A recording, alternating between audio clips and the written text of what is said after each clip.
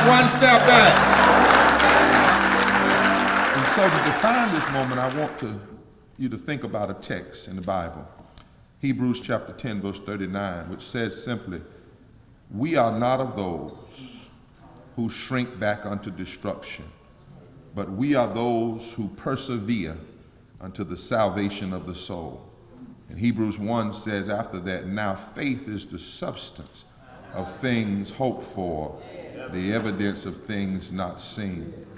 And when the Apostle Paul wrote those words, he was speaking to a people who were facing political domination and exploitation. Christians who were about to turn around because things had gotten hard. The political forces had literally began to beat down on them in some terrible and ugly ways. And Paul goes to them and says, but there are two things you must know in life. You must know where you are, but more importantly, you must know who you are. Because who you are enables you to deal with where you are. And so Paul did not say that things weren't tough. He did not say that the dominating and oppressive political forces did not have temporary power. He didn't say that. He said, but in the midst of it, you must know who you are. And he looked the Hebrews in the eyes. He said, this is not the time to go back. Because they were thinking about it. Any good exegesis of Hebrews would take, they were literally thinking about going back on their faith. They were catching all kind of grief because being a Christian then had political connotations. You could get killed for it. You could get stoned for it because they created new community and a new understanding of justice, and they told Caesar he wasn't God, and they told the political powers that they didn't have the last word. And some of them were thinking about going back. And Paul said, no, you got to know who you are. We are not of those who shrink back unto destruction, but we are those who persevere into the salvation of the soul. I want to talk about that, who we are and where we are. 50 years ago, Dr. King told the devotees of civil rights who they were and where they were. 50 years ago is how he started. He went back into history, but then he said, let me tell you where we are. 100 years later, we're still not free. And he went on to describe the ugly contradictions existing in America in that moment. And then at the end of his speech, he said something that we need to hear tonight to help us understand who we are. Most people remember I have a dream, and I'll talk about that some. But these words, he says, I'm not unmindful that some of you have come here out of great trials and tribulation. A little echo, please just turn. He says, some of you have come fresh from narrow jail cells. Some of you have come from areas where your quest for freedom is battered by the storms of persecution and staggered by the winds of police brutality. You have been the veterans of creative suffering. Continue to work. Continue to work with the faith that unearned suffering is redemptive. He did not lie to them and say it was going to be easy. In fact, he was saying, some of us going to get hurt. There's going to be some pain. There's going to be some suffering. But then he said, go back to Mississippi. Go back to Alabama. Go back to South Carolina. Go back to Georgia. Go back to Louisiana. Go back to the slums and ghettos of our northern cities, knowing that somehow this situation can and will be changed. Let us not wallow in the valley of despair. In other words, you must not only know where you are, you must know who you are. And the whose is a part of the who. And so we need to know tonight, all across this state and this nation, in the face of this regressive, temporary tide of going backwards, that we are the children of Dr. King's instruction. That's who we are. All of us, black, brown, red, yellow, rich, poor, young, old, rural, Jew, Catholic, Christian, Muslim, people of faith, those who are struggling with faith, every creed, color, sexuality, all of us who believe in the dream, we must hear in this moment Dr. King's instruction. Go back. Go back. Yes, it's good to go to Washington. I was there on Saturday. But Dr. King said, go back. That's why these rallies are called Taking the Dream Back Home. And so on tomorrow, the actual 50th anniversary of the March on Washington for jobs and justice, not the march for just holding hands, but the march for jobs and justice that actually began being planned in 1942. A. Philip Randolph and the Commission on March on Washington. Tomorrow, we must remember that Dr. King told us to go back home. And we also must remember that Dr. King was instructed by some of his closest advisors to leave out of his speech the I have a dream portion. Now, we don't need to just remember the I have a dream portion either, because for 15 minutes, he dealt with the nightmare. You can't just talk about a dream. He wasn't a daydreamer. You know, he wasn't a sleepwalking, you know, and he wasn't asleep. The kind of dream Dr. King lifted up was what the Hebrews and the rabbis would call in Hebrew Hassan. It is prophetic vision that comes from a revelation of God in the midst of times that would otherwise destroy you unless you can see beyond the moment and know what God can do, will do, and must do. That's Hazan. That's a different kind of dreaming. It's the prophetic dreaming that speaks the truth to power, that announces the destruction that injustice will cause, but then also has the audacity to hope and to see that God is yet on the throne and not through with us. So he actually had pushed the I Have a Dream apart. And his advisors were not being ugly. They just, you know, suggested that he not do it. And Mahalia Jackson, sitting about 2 rows in front of him, shouted as though God himself had grabbed her and pricked her. She felt Martin struggling with the weight of speaking to the most powerful nation in the world. She felt Martin struggling with the weight of knowing that this country has had a propensity to kill those who speak the truth to him. She felt Martin struggling with trying to articulate the hopes and the dreams, not just of those in the immediate moment, but even the ancestors that had been on the bottom of slave ships, and not just black people, but all people who struggled with the reality of being in a union that's not yet perfect and trying to make it perfect while being persecuted for that very aspiration. And Mahalia, as though God pricked her, said, "Martin, tell him about the dream."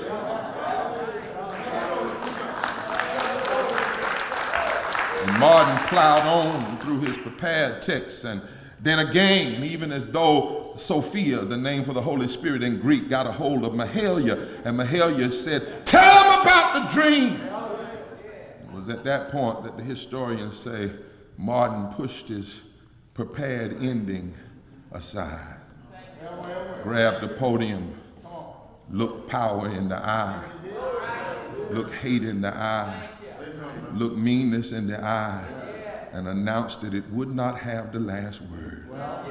He said, yes, there will be some difficult days ahead, but I still have a dream. He spoke of the dream we must have despite the nightmares of injustice.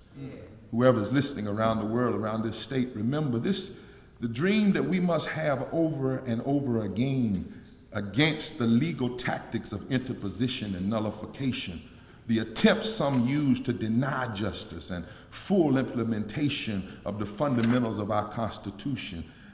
This is a dream we must have. And like Martin, we must listen to the voices off stage. See, that's what Moral Monday is about. It's not me on stage or Reverend Gatewood on stage or Reverend Hawkins on stage, those of us that speak, it's about listening to the voices off stage.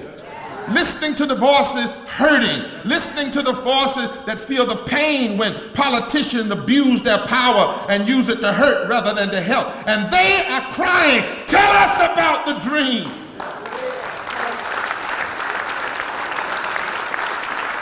And tell us about the dream doesn't just mean to our friends, but even our foes, because in a moral movement, you must believe that there is a possibility even for your foes to become your friends.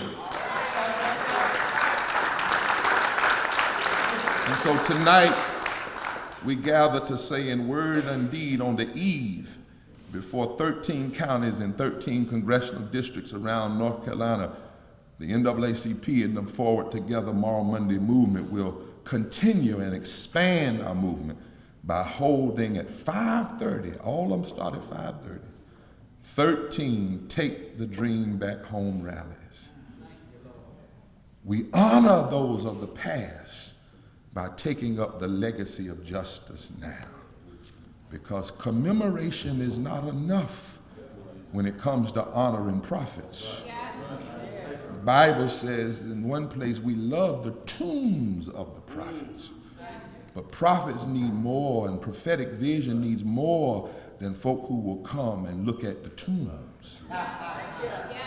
Prophets and prophetic vision need folk who will touch the bones of the prophets and be inspired by that touch to pick up the work of the prophets and the prophetic vision. And so in this kind of dreaming, the only real commemoration is to engage in imitation. That's the only form of honoring them. We will hold these rallies to dramatize the shameful acts of our legislature and the governor. Number two, we will call on each congressional person to reauthorize Section 4 of the Voting Rights Act.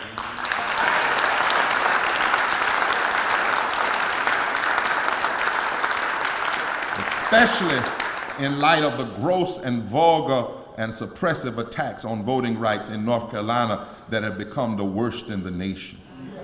And number three, we will rally people all over the state to organize and mobilize for their moral outcry, using their moral outcry, their power of unity, and the strength of their votes.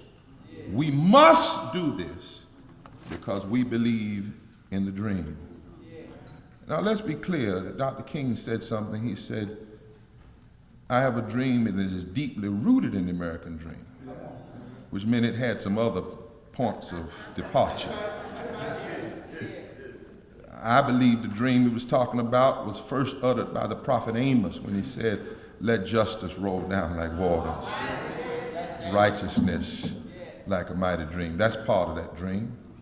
I believe the dream is part of like what Jesus said, the Spirit of the Lord is upon me because he hath anointed me to preach good news to the poor, hath sent me to heal the brokenhearted, preach deliverance to the captive, recovering of sight to the blind, set at liberty them that are bruised, and declare the acceptable year of the Lord. The dream. The dream, part of the dream is what was penned in our Constitution and that we are yet in pursuit of and have not yet fully realized. When someone wrote, we the people, that was a dream. We weren't included, some of us then, but at least it was a dream. We the people of the United States, in order to form a more perfect union, establish justice, ensure domestic tranquility, provide for the common defense, promote the general welfare, and secure the blessings of liberty to ourselves and our posterity. The dream. The dream is part of what was written 145 years ago by blacks and whites in North Carolina as they imagined a state beyond slavery. And they got together in the old state house over in Raleigh. And some of them left from Edenton Street at St. Paul AME Church. A couple of preachers left from there and went over to the state house, and they worked together until they penned these words to open our state constitution 145 years ago. We hold it to be self-evident that all men are created equal and endowed with certain inalienable rights, among which are life, liberty, the pursuit of, life, liberty, the enjoyment of the fruit of their own labor. Because see, labor without any fruit is slavery. So they wanted to live beyond slavery. So they wrote life, liberty, the enjoyment of the fruit of their own labor, and the pursuit of happiness. The dream. The dream. Say the dream. The dream. The dream is what Martin Luther King's friend Langston Hughes once wrote, and probably where Martin Luther King got some of the inspiration. When Langston Hughes said, "Oh, let America be America again. The land that has never been yet and yet must be, the land where every man is free, the land that's mine, the poor man, Indians, Negro, me, who made America, whose sweat and blood, whose faith and pain, whose hand at the foundry, whose plow in the rain, must bring back our mighty dream again. Sure, call me any ugly name you choose. The steel of freedom does not stain from those who live like leeches on the people's lives. We must take back our land again. America, oh yes, I say it plain, America never was America to me, and yet I swear by this oath that America will be." The dream. The dream that celebrates all the progress, but still believes we must finish the work of pursuing a more perfect union and a better way for all God's people. We still believe in the dream, don't we?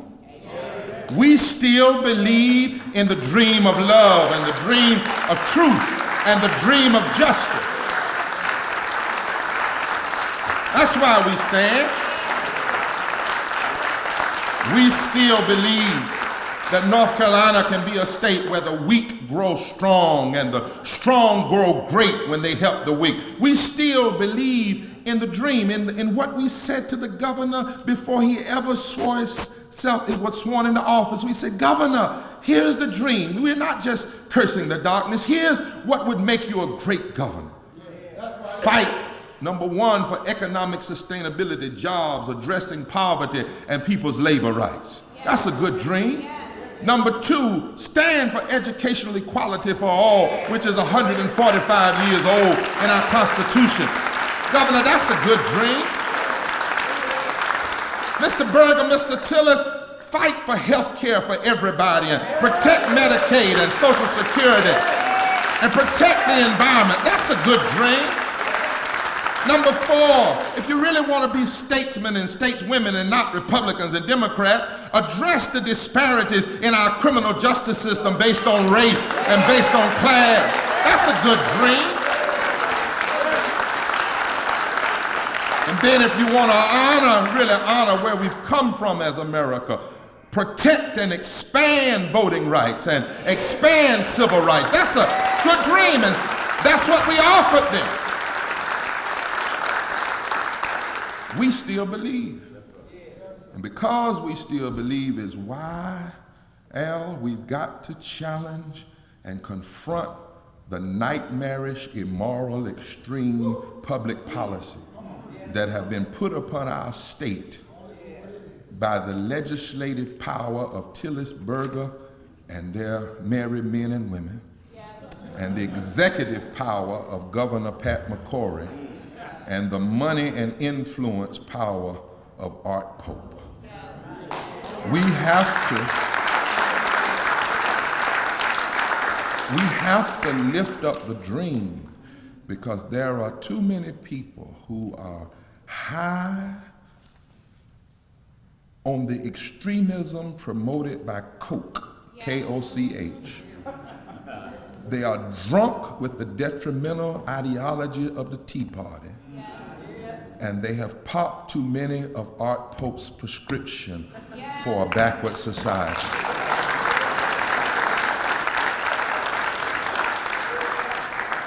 And the only thing that might rescue them, and certainly help this state, is for over against the extremism, their nightmarish vision of public policy.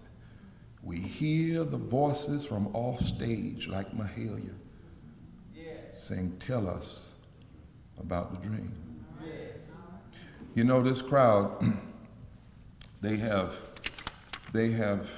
led the most regressive government we've ever seen in North Carolina since Jim Crow. I have to talk about the nightmare, and then I'll close with the dream. They've managed to attack everybody. Rather than be progressive and hear valid critiques, they've called Moral Monday citizens morons. They called us outsiders. And they even tried the tactic of the Mississippi Sovereign Commission. When the Sovereign Commission, in order to shut down the movement, would put the names and the pictures and the addresses and the workplaces of people, civil rights leaders in the South, so that they could be targeted. And one of the governor's board of election chairs down in Elizabeth City when we were there last week, who is trying now, Livonia, to set a precedent for disallowing students from voting on college campuses. He said last week, this is one of the governor's appointees, when we went down and simply reminded him and the board there of the Constitution and the law, the Prairie View case of 1979 that says college students' domicile is where they live in their dormitory and they have a right to vote. He said in the paper that we were bullies and that he would not be surprised if someone did not act out of character and do violence to me and by inference all of you who stand up for right. And he's not been rebuked by the governor. This crowd has an extreme nightmarish view of the world. And we have produced 500,000 report cards outlining the extent of the kind of nightmarish legislation. The numbers reveal the nightmare. And so because we're streaming, because you're here, I must outline this because people sometimes don't really know how imperative it is to tell about the dream until they understand just how deep and foreboding the nightmare is. Nightmare. 70,000 long-term unemployed workers in North Carolina have lost their unemployment. Don't know how they're going to feed their families. Black, white, red, brown people. Nightmare. December 31st, 100,000 more will lose their unemployment. Nightmare. And because the legislature chose to do what no other state has done, no other governor has done, $1.2 billion will be taken out of our economy. Nightmare. December 31st, 500,000 low-income adults and poor children and older people that need care in nursing homes and blind children that need help and disabled children will be refused Medicaid. $8 billion of our money already there. 8 Republican governors have said yes to this money. And yet in North Carolina, a state known in some ways for its medical facilities, has a government now that is so sick, it refuses to help poor, sick people. Nightmare. 907,000 low-wage workers who make less than $19,000 a year will lose their earned income tax credit because of the actions of this legislature and this governor. In other words, they're raising taxes on the working poor so that they could give 23 of the wealthiest families a tax break. Somewhere I read in Isaiah 10, woe unto those who legislate evil, who passed policies that robbed the poor of their rights. Nightmare. Of that 907,000, 64,000 are military families. People who put their lives on the line in wars and fought to protect this country, and that this legislature, particularly the ones that claim to be so ultra-conservative, always say they support the troops and they support the flag, and yet they passed a policy where 64,000 military families will lose their earned income tax credit. A credit that Ronald Reagan said was good, and anytime you can manage to do something and make Ronald Reagan look like a liberal, nightmare. Nightmare. 80% of taxpayers will see a tax increase so that they could give a tax break to a few in this state. Nightmare. 2,500 poor students will not be allowed into pre-K.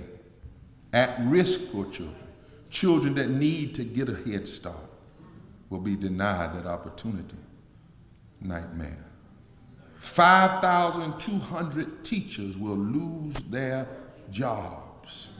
And teachers who go back to school and get masters will not get compensation for that. And teachers will lose their tenure, while the governor a few weeks ago paid a young, wet behind the ear 24-year-old thousands of dollars. $84,000, and yet refuses to take care of the teachers that care for our children. Nightmare. As hard as we had to fight to get public school teachers assistant, in this budget, they cut 4,580, nightmare. And that's why a few weeks ago we went to Mitchell County, that's 99% white, 89% Republican, and we went up there and found out they were organizing for tomorrow Monday, because they said, because, y'all didn't hear what I said. They 89% Republican, 99% white. We've never been in Mitchell County, Livonia. I didn't want to go to Mitchell County. They told me to go. I said, something wrong with y'all. But the dream has power when there's a nightmare. The dream can change lives in the midst of a nightmare.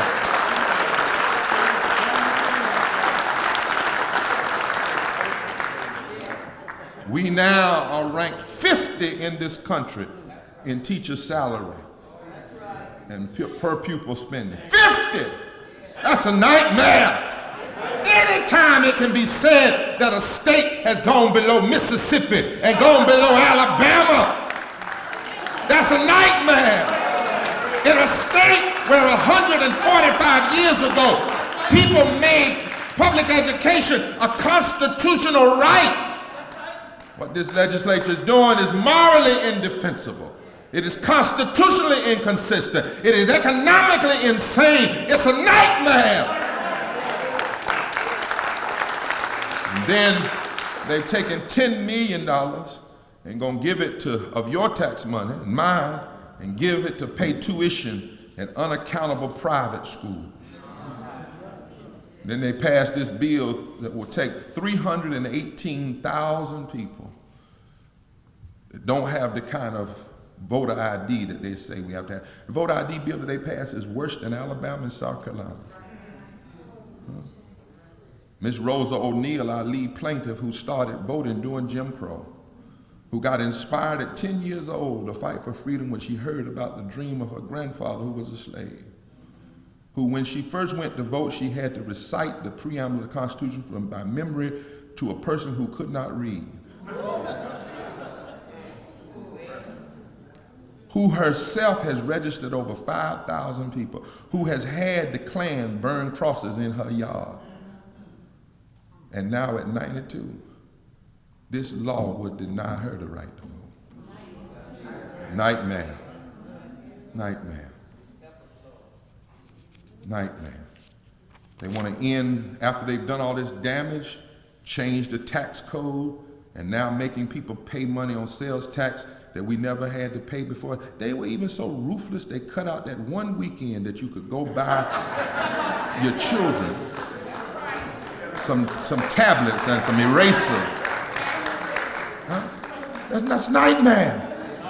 Huh?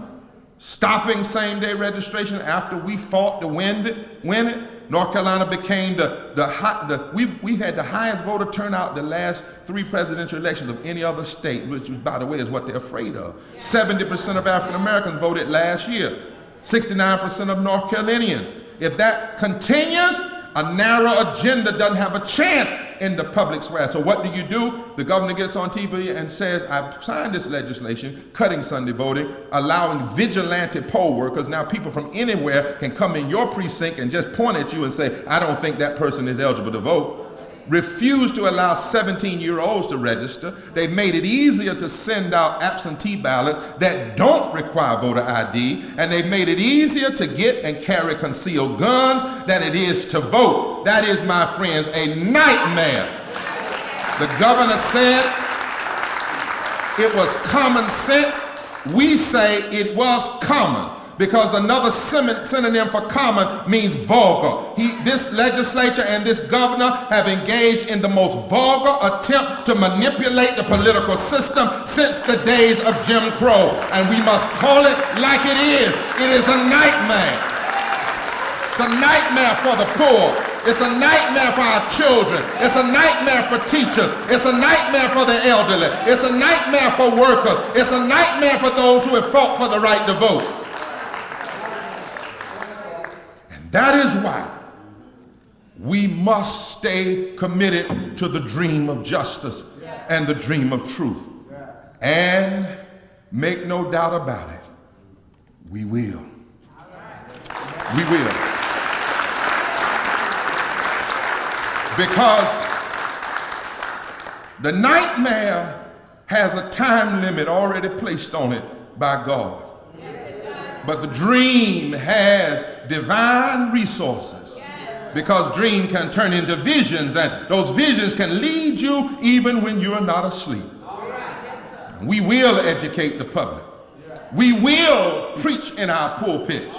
We will march. We will put our bodies on the line. We will speak to the conscience of North Carolina. We will register our voices and our vote. And we will even love those who live in the nightmare and hope for their deliverance. For we are not just anybody. We are the children of the dream. We are not wrong. We are right. That's who we are. The Holy Scriptures tells us we are right to pursue the dream of justice. The Constitution says we are right to pursue the dream of justice. And we will not turn back. And ultimately, we will not lose, because truth is greater than lies. It always has been, and it always will be. Things meant for evil can still be turned to good. Dreamers have divine resources when they dream the dream of God. I don't know if you mind in this city pulpit and if I might be a country boy, because there's some folk down on the east of 95, Dr. Turner, that are listening to us by streaming. The truth of the matter is, when Moses dreamed and defied Pharaoh, the dream got divine assistance, and God got involved and brought the dream of justice to pass. When David dreamed and defied Goliath, God got involved and brought the dream of justice to pass. When Esther dreamed and defied an evil plot against her people, God got involved and brought the dream of justice to pass. When Harriet Tubman defied and dreamed against slavery, God got involved and brought the dream of justice to pass. When Frederick Douglass dreamed and defied his slave masters, God got involved and brought the dream of justice to pass. When Swanner, Cheney, and Goodman, a white boy, a black boy, and a Jewish boy, got involved and defied the evils and dreamed about justice, even though they died, God got involved, used their blood, and brought the dream to pass. When Dr. King, 5'5", maybe 5'6", defied this nation and dreamed, God got involved. And when he spoke about his dream, it seems like he was 7 feet tall, because dreams have divine resources. When Nelson Mandela dreamed and defied apartheid, God got involved. 19 years they called him prisoner, but then they had to call him Mr. President. When Barack Obama dreamed and defied the history of America, God got involved, brought the dream of justice to pass. Those who dream the dream of justice are not alone. The Lord is our light and our salvation. Whom shall we fear? Greater is he that is in me than he that is in the Lord. If God be for you, it doesn't matter if the whole world is against you. Nothing can separate us from the love of God, which is ours in Christ Jesus. No weapon formed against us shall prosper, and so is our time. Many have held on to the dream before, but it's our time now. And we will march for the dream. We will organize for the dream. We'll go to court for the dream. We'll preach for the dream. We'll fight for the dream. We'll stand for the dream. We'll go to jail if necessary for the dream.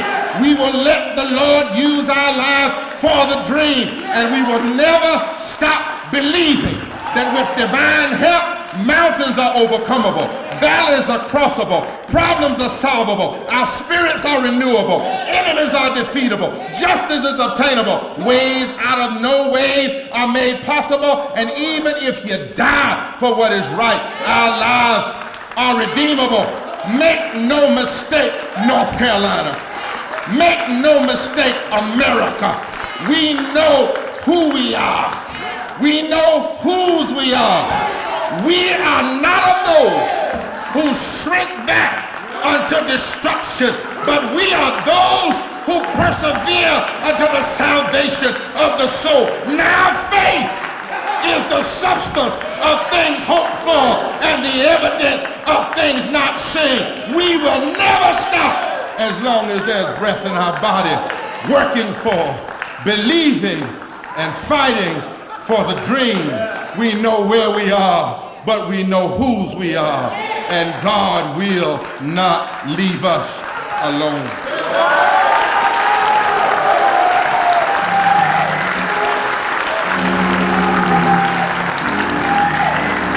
We're inspiring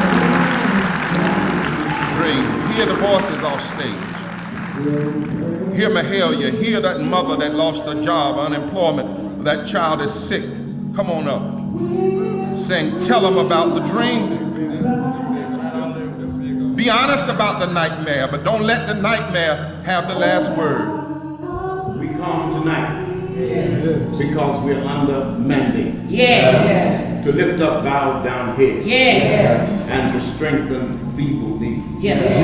We come tonight because we believe that you are God. Who can make the darkness light.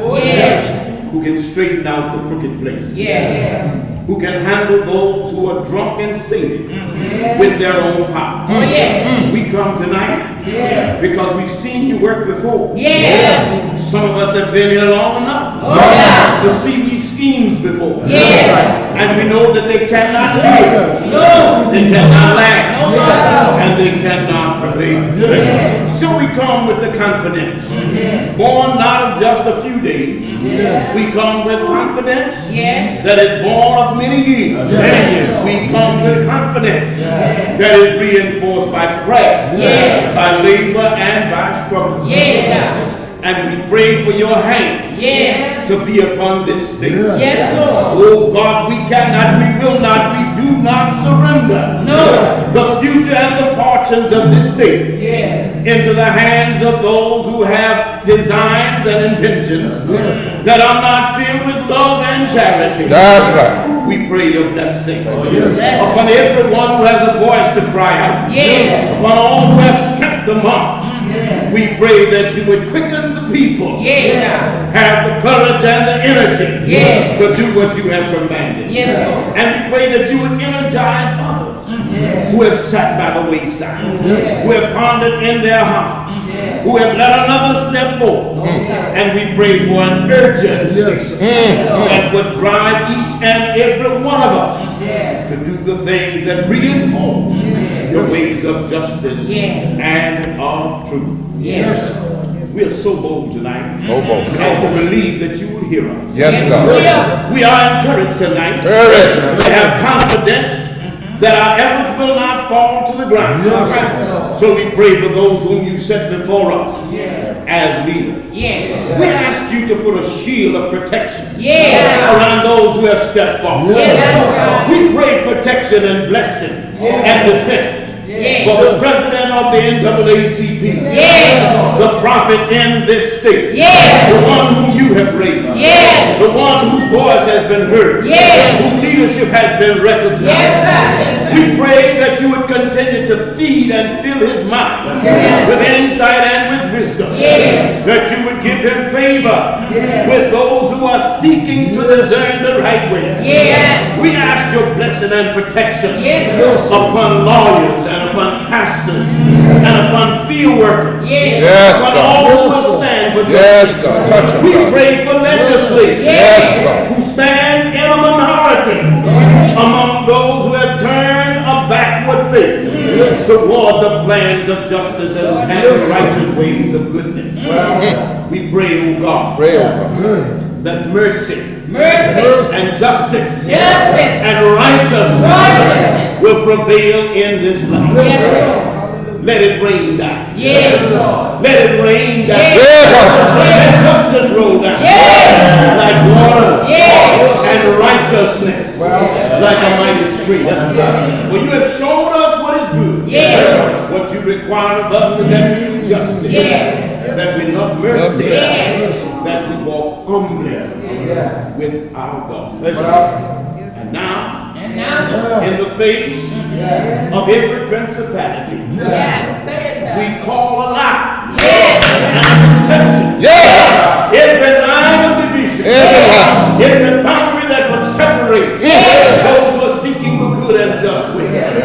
We stand in the face of any evil scheme to divide one the people of there shall not be another redemption that takes us backward. There shall not be another diffusion that interrupts the fusion. There shall not be another dastardly scheme to turn the poor against the poor, the suffering against the suffering, the sick against the sick. We stand to proclaim the face of every principality that those who are the lovers of truth and justice and righteousness shall prevail as one voice, as one army, with one insight, with one purpose, and one goal. Forget and put behind us all the negative influences, all of the traps, Lord Jesus. And we press, and we press, and we press. For tomorrow, of the high court. In our ear, in our spiritual ear. You hear the change. You hear the same fall. There's an army rising up. Break every chain. So we go forth with confidence, with trust, and with faith. That you hear us, that you will bless us, that you will keep us in confidence, and keep us strong. Hear our prayer. Hear our prayer. Fill me, Lord.